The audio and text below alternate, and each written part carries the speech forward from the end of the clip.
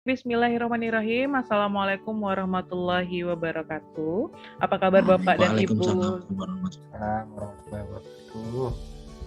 Apa kabar Bapak dan Ibu dosen hebat yang ada di seluruh Indonesia? Kami dari kelompok 1 Latsar CPNS Angkatan 31 pada kesempatan kali ini akan menjelaskan hasil observasi dan diskusi kelompok kami, yaitu tentang analisis dan evaluasi pelayanan berbasis digital di tingkat eselon 1. Nah, Bapak dan Ibu, kelompok 1 beranggotakan ada 5 orang Bapak Ibu dosen hebat tentunya. Yang pertama ada Bapak Olan Yoga Pratama, ada Bapak Vicky Effendi, ada Ibu Titis Kusuma Ningrum, ada Ibu Yolit Permata, dan saya sendiri Mia Fahmiati. Pada kesempatan kali ini kami akan membahas tentang portal UNP dengan linknya portal.unp.ac.id. Portal UNP memang dirancang khusus untuk menjadi wadah atau sarana dan bagi para dosen dalam mengelola perkuliahan. Nah, Bapak Ibu, bagaimana cara pengaplikasiannya, apa-apa saja konten yang ada di dalamnya, serta bagaimana analisa dan evaluasi kelompok kami terhadap portal UNP. Bapak dan Ibu, kita lanjutkan dengan pemaparan dari Bapak Vicky. Baik, terima kasih Bu Mia. Baik, di sini saya akan mencoba memaparkan tentang portal UNP. Baik, ini adalah tampilan halaman awal untuk portal akademik UNP, yang mana di dalam tampilan ini ada dashboard, ada persetujuan KRS, ada ACC wisuda, ada password untuk WiFi ID, yang selanjutnya itu ada mata kuliah diampu, ada entry nilai, ada entry nilai BL, ada entry nilai skripsi, profil, bimbingan akademik, absensi perkuliahan, dan akun email ya. Baik, yang pertama kita masuk dalam tampilan dashboard ya. Tampilan dashboard ini adalah di mana di sini adalah tampilan tentang pemberitahuan tentang penjadwalan kuliah setiap semester yang terus diupload oleh pihak UNP yang berasal dari situs UNP lalu dikaitkan terhadap portal masing-masing dosen. Baik, yang kedua itu tentang persetujuan KRS. Di dalam persetujuan KRS ini terdapat beberapa mahasiswa yang mana mahasiswa ini adalah mahasiswa kita sebagai dosen pembimbing akademik atau dosen PA-nya.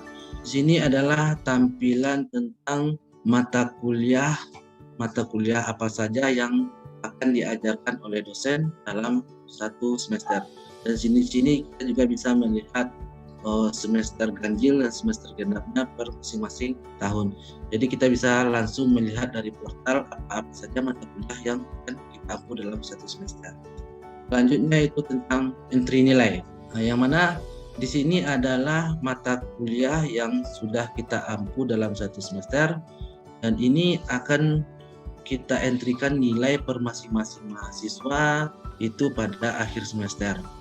Selanjutnya itu tentang entry nilai BL dulu. Nilai BL ini adalah bagi pengentrian nilai kita di akhir semester. Namun ada kendala beberapa mahasiswa, mungkin tugasnya belum lengkap atau ujiannya tidak ikut. Mungkin ada kesempatan yang diberikan oleh pihak dosen untuk memperbaiki nilai. Di sini juga kita ada absensi perkuliahan. Nah, di sini untuk absensi perkuliahannya di sini kita masih menginputkan secara manual, tidak sinkron dengan e-learning ya. Karena untuk absensi yang di portal ini masih dikelola oleh pihak dosen yang bersangkutan. Sedangkan untuk mahasiswa dia biasanya untuk absensi ini mengambil di e-learning dan dosen menginputkan absensi secara manual dari e-learning lalu dipindahkan ke portal. Itulah sedikit gambaran tentang tampilan portal akademik UNP yang kita bahas pada hari ini. Mungkin untuk metode dan analisis isunya mungkin akan dijabarkan oleh Bapak Olan dan Bu Yolit. Pada Bapak Olan dan Bu Yolit kita. Baik, terima kasih Bapak Vicky Effendi yang telah memberikan kesempatan kepada saya untuk membahas terkait analisis dan evaluasi penerapan pelayanan publik berbasis digital di tingkat eselon 1. Kali ini kita memakai metode dan analisis PISIS, yaitu metode analisis PISIS adalah metode analisis sebagai dasar untuk memperoleh pokok-pokok permasalahan yang lebih spesifik. Dalam menganalisis sebuah sistem, biasanya akan dilakukan terhadap beberapa aspek, antara lain adalah kinerja, informasi, ekonomi, keamanan aplikasi, efisiensi, dan pelayanan pelanggan. Jadi, dari uraian Pak Vicky tadi terkait portal UNP akan kita evaluasi menggunakan metode PISIS ini. Apa-apa saja indikator dari metode PISIS ini atau variabelnya? Yaitu seperti yang saya uraikan barusan. Pertama, performance, yaitu kinerja dari aplikasi tersebut. Berarti kinerja dari portal UNP.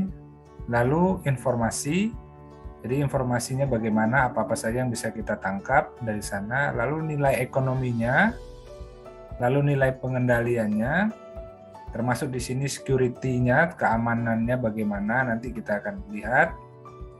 Lalu efisiensinya, ini terkait dengan waktu, pemanfaatan waktu. Yang terakhir adalah layanan.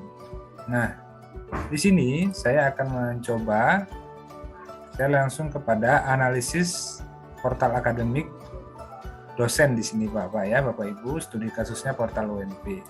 Yang pertama, kita lihat dari segi performance atau kinerja dari aplikasi tersebut. Ini berdasarkan pengalaman saya, mungkin pengalaman Bapak Ibu berbeda-beda. Setelah menggunakan portal, jadi performa aplikasi satu pintu menurut saya untuk dosen ini menurut kami sudah baik, di mana portal akademik UNP mampu menggabungkan berbagai informasi dan kewajiban dosen yang beragam ke dalam satu aplikasi yang dapat diakses di mana saja dan kapan saja.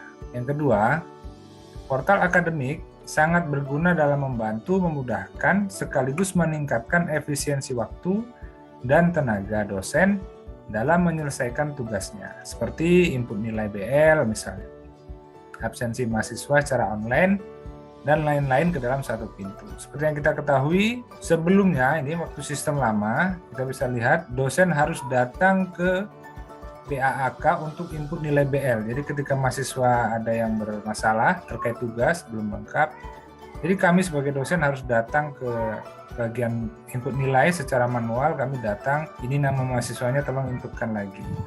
Namun sejak adanya portal ini, semua itu sudah dipangkas, artinya baik dari efisiensi waktu, tenaga, dan mungkin biaya dipangkas sehingga tidak membutuhkan waktu lama untuk mengisi nilai BL.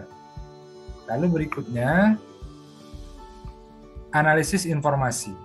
Ya, berdasarkan analisis informasi, sistem baru atau sistem portal akademik ini, informasi terkait mata kuliah yang diampu, data ruang kelas, lokal kuliah, dan informasi penting lainnya seperti edaran rektor, pekan mahasiswa, dan lainnya sudah bisa diakses oleh dosen secara mudah pada portal UNP. Dengan model penayangan informasinya tersebut berupa slide berita yang berganti-ganti dalam durasi waktu tertentu. Sedangkan sistem lama dulu, informasi disebar secara konvensional, ya, berupa printout dan ditempel di papan informasi. Lalu selanjutnya terkait analisis ekonomi. Di sini sudah jelas sekali dengan adanya portal UNP, kita tidak boros kertas, tidak boros tinta, dan waktunya efisien karena setiap informasi disebar berupa soft copy atau data ya Bapak Ibu ya, sehingga tidak membutuhkan printout dan lokasi khusus untuk menempelkan informasi. Kedua, untuk input nilai, dosen tidak perlu datang ke BAAK sehingga menghemat waktu dan tenaga, sehingga efektivitas bekerja dosen menjadi meningkat.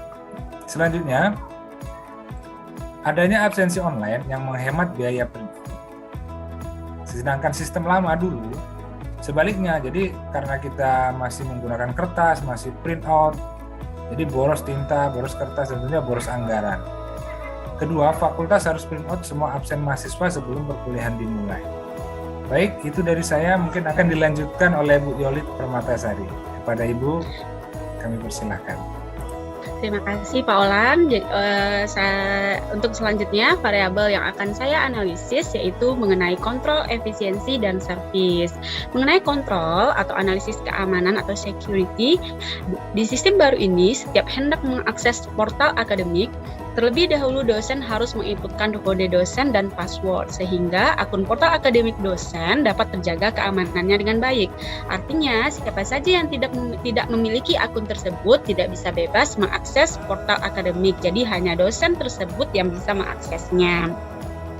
Sedangkan kalau sistem lama itu masih manual dan konvensional, rawan terjadi penyalahgunaan data atau perubahan data oleh pihak yang tidak bertanggung jawab, misalnya saja oknum karyawan BAK yang mengubah nilai yang diberikan dosen karena mahasiswa tersebut adalah anaknya atau saudaranya.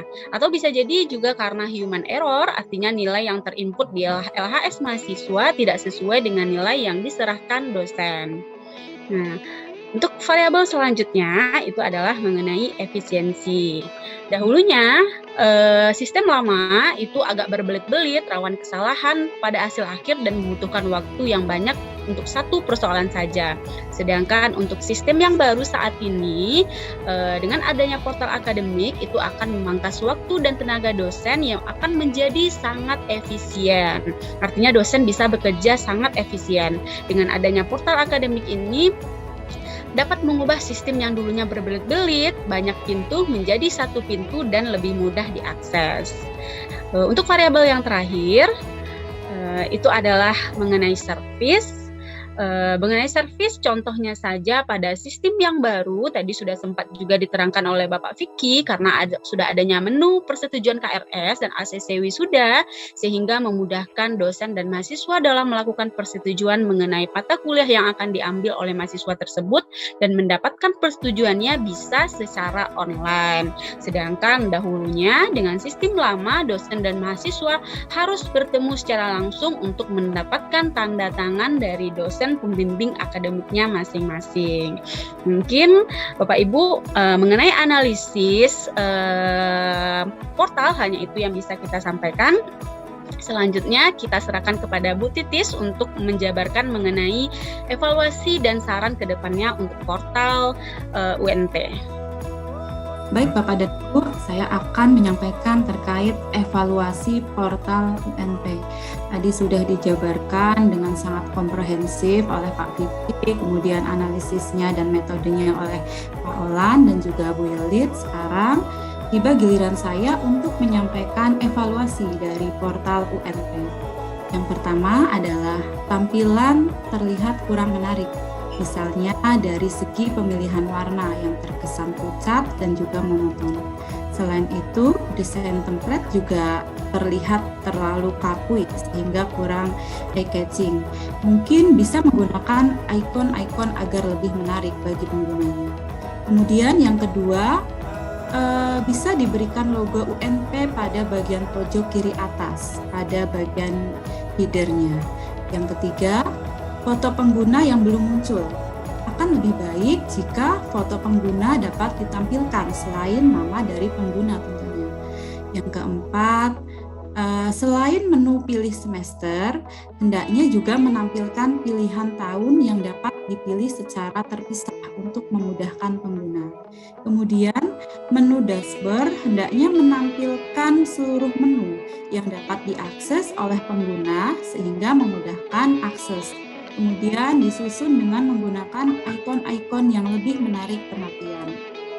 Kemudian yang berikutnya adalah belum adanya sinkronisasi absensi mahasiswa yang ada di e-learning dengan menu input absen mahasiswa yang ada di portal dosen. Nah, ketika ini bisa dilakukan sinkronisasi, tentunya akan lebih efektif dan juga menghemat waktu bagi dosen. Kemudian yang terakhir, kurangnya update terkait jadwal perkuliahan dan acara-acara yang dilaksanakan di universitas.